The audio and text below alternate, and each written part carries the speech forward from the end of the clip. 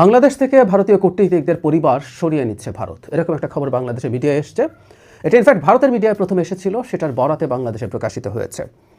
আমরা খুব হালকাভাবে এটা দেখা ঠিক হবে না। আমাদের সরকার উচিত হবে সতর্ক থাকা, এবং শুধু সরকার না, আমাদের রাজনৈতিক দলগুলোর সতর্ক থাকা খুব জরুরি। নিউজটাকে একটু দেখি কি বলা হচ্ছে। এখানে বলা হচ্ছে, বাংলাদেশ ভারতের হাইকমিশন ও সহকারী হাইকমিশনগুলোতে দায়িত্বরত কূটনীতিক ও অন্যান্য কর্মকর্তাদের পরিবারের সদস্যদের ফিরিয়ে নেওয়ার সিদ্ধান্ত নিয়েছে নয়াদিল্লি। বাংলাদেশের নিরাপত্তা পরিস্থিতি বিবেচনায় মঙ্গলবার এই সিদ্ধান্ত নেওয়া হয়েছে বলে সরকারি সূত্র জানিয়েছে। জাতীয় সংসদ নির্বাচনে কয়েক সপ্তাহ আগে এরকম একটা ব্যবস্থা তারা নিয়েছে বলা হচ্ছে। এটা নির্বাচন নিরাপত্তা পরিস্থিতি বিবেচনায় সতর্কতামূলক ব্যবস্থা হিসেবে বলছে। মানে এখানে যেটা বলা হচ্ছে সেটা হলো, যারা অফিসার্স আছেন, যারা এমপ্লয়েড আছেন, সেই কাজগুলো ঠিকঠাক মতো চলবে। হাই কমিশন এবং ডেপুটি হাই কমিশনগুলো ঠিকঠাক মতো চলবে, এগুলোর ক্ষেত্রে কোনো কাটছাট করা হচ্ছে না। মানে পরিবারের সদস্যদের ফিরিয়ে নেওয়া হচ্ছে। কথাটা এইরকম, রিস্ক আছে, কিন্তু আবার এত রিস্ক না যে তাদের কর্মকর্তাদেরকে সরিয়ে নেবে। তারা রিস্ক কমানোর জন্য পরিবারের সদস্যদেরকে ফিরিয়ে নিচ্ছেন।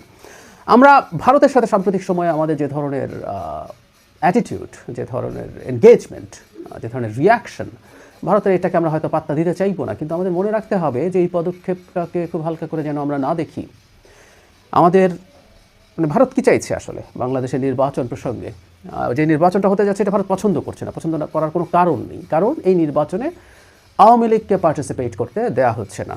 সঙ্গত কারণেই, যদিও এই আলাপ আমরা করেছি যেভাবে এক্সিকিউটিভ ডিসিশনের কারণে আওয়ামী লীগ নির্বাচনে পার্টিসিপেট করতে পারছে না, এটা আমাদের জন্য ভালো হয়নি। খুব ভালো হতো যদি বিচারিক প্রক্রিয়ায় একটা সিদ্ধান্ত নিয়ে কাজটা করা যেত। যাই হোক, যেহেতু আওয়ামী লীগ পার্টিসিপেট করতে পারছে না, এটা পছন্দনীয় নয়। এবং ডক্টর ইউনূসের সরকারের তুলনায় একটা নির্বাচিত সরকারের সাথে হয়তো এনগেজ করতে সে বেটার ফিল করবে, কারণ ডক্টর ইউনূসের সাথে ভারতের সম্পর্ক খুব খারাপ হয়ে গেছে। কিন্তু আদতে বাংলাদেশে একটা স্থিতিশীল সরকার থাকুক, এটা ভারত চাইবার কথা না। স্থিতিশীল গণতান্ত্রিক সরকার থাকুক, এটা ভারতের চাইবার কথা না। কেন, আমি পরে বলছি।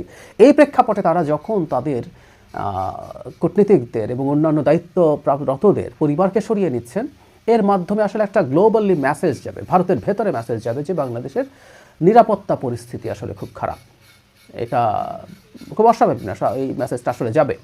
এই প্রেক্ষাপটে দাঁড়িয়ে আমাদের সরকারের উচিত হবে তার নিরাপত্তা, মানে বাংলাদেশে যে নিরাপত্তা পরিস্থিতি বিরাজ করছে নির্বাচনকে সামনে রেখে, সেটাকে স্ট্রেংথেন করা, সেটাকে ভিজিবল করা, এবং ইন্টারন্যাশনালি খোঁজখবর রাখা কোথায় কোথায় এই জিনিসগুলো নিয়ে কথাবার্তা হচ্ছে, এবং প্রয়োজনে সেই জায়গাগুলোতে আলাপ আলোচনা চালিয়ে যাওয়া। কারণ বাংলাদেশে একটা খুবই খারাপ পরিস্থিতি তৈরি হয়েছে, এটা আমাদের নির্বাচন কেমন হচ্ছে সেটাকে প্রশ্নবিদ্ধ করার সম্ভাবনা আছে। আমরা কেউ বলতেই পারি এই সরকার আসলে আইনশৃঙ্খলা পরিস্থিতিকে একদমই ঠিকঠাক মতো নিয়ন্ত্রণ করতে আগেই পারে নাই, নির্বাচনকে সামনে রেখে। বিশেষ করে যখন এখন নির্বাচনের ক্যাম্পেইন শুরু হয়ে যাচ্ছে, সেই ক্যাম্পেইনের সময় যখন সব রাজনৈতিক দলের প্রার্থীরা, নেতাকর্মীরা মাঠে ক্যাম্পেইনে থাকবেন, তখন সংঘাতের সম্ভাবনা উড়িয়ে দেওয়া যায় না। সেই প্রেক্ষাপটে আসলে কি হবে না হবে এটা নিয়ে প্রশ্ন আসতেই পারে। আমি মনে করি সরকারের এটা নিয়ে খুব দ্রুত পদক্ষেপ নেওয়া উচিত। ভারতকে আন্ডার এস্টিমেট করা ঠিক না। আমরা এটা ঠিক যে ভারতকে শেখ হাসিনার সাথেই আমরা পরাজিত করেছি। বাংলাদেশে শেখ হাসিনার পরাজয় শুধু শেখ হাসিনার পরাজয় না, এটা ভারতেরও পরাজয়। ভারত যেভাবে বাংলাদেশকে একটা কলোনি বানিয়ে রেখেছিল শেখ হাসিনার সময়ের 15 বছর, সেখান থেকে বাংলাদেশ ভারতকে পরাজিত করে বাংলাদেশ স্বাধীন হয়ে উঠেছে। এই পরাজয় তো আসলে ভারত মানবে না, সহজে স্বীকার করবে না। তার গ্লোবাল ট্র্যাকশন আছে প্রচুর, ভারতের সফট পাওয়ার আছে, মিডিয়ার ওপরে তার নানা রকম ইনভলভমেন্ট আছে, তার দখল আছে ভারতীয় বংশোদ্ভূতদের। আমরা এই কারণে যেন ভারতকে আন্ডার এস্টিমেট না করি। ভারতের সাথে আমরা ইভেন আমাদের সম্পর্ক অনেক বেশি খারাপের পর্যায়ে চলে যাক, সেটাও আসলে ঠিক মতো আমরা চাইবো না। আমি প্রায় একটা কথা বলি, আমরা চাই ভারতের সাথে বাংলাদেশ একটা স্বাধীন সার্বভৌম দেশ, এইটা মেনে নিয়ে ভারতের সাথে ভারত আমাদের সাথে একটা এনগেজমেন্টে যাবে, তার প্রিভিয়াস অ্যাটিটিউডকে রিয়ালাইন করবে। কিন্তু ওই যে বললাম, একটা ঝুঁকি আছে, যে কারণে আমাদের রাজনৈতিক দলগুলোরও সতর্ক থাকতে হবে। ঝুঁকিটা হচ্ছে, একটা গণতান্ত্রিক বাংলাদেশ যেটা রেগুলারলি নির্বাচন হয়, সরকার জনগণের ভোটে থাকে, এটা ভারতের জন্য ভালো কিছু না। কারণ জনগণের সমর্থন রাখা, সমর্থনে নির্বাচিত হওয়া কোনো সরকার আবার ভবিষ্যতে নির্বাচিত হতে চায় এমন কোনো সরকারের পক্ষে ভারতকে শেখ হাসিনার মতো দূরেই থাকুক, তার অর্ধেক বা 1/4 ব্ল্যাঙ্ক চেকও দেওয়া সম্ভব হবে না। সুতরাং গণতান্ত্রিক একটা উদার গণতান্ত্রিক বাংলাদেশ ভারতের স্বার্থের পক্ষে না, এবং বাংলাদেশে একটা র্যাদার স্বৈরাচারী সরকার, যাকে ভারত সরকার ম্যানেজ করে ফেলতে পারবে, ব্যক্তিকে বা একটা দলকে তার সাথে নেগোশিয়েট করে তাকে ক্ষমতায় রেখে, এটা ওর জন্য বেস্ট অপশন, হাসিনা মডেলের মতো। তো ফলে এটা ভারত চাইবে না। বাংলাদেশের নির্বাচনকে প্রশ্নবিদ্ধ করার জন্য যেসব আন্তর্জাতিক কাজ হবে, তাতেও ভারতের ইনভলভমেন্টের সম্ভাবনা খুবই আছে।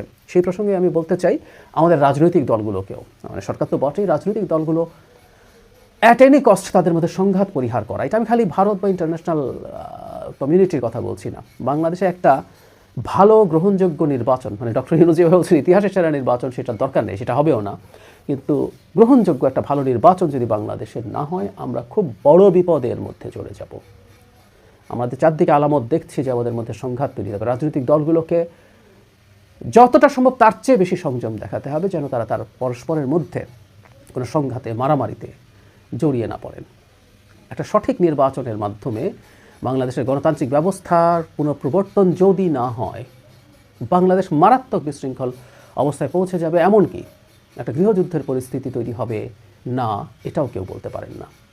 আমরা যেন সতর্ক হই। চারদিকে বহু খেলোয়াড় মাঠে নেমে গেছেন, মাঠে আছেন, আরও নতুন নতুন করে নামবেন।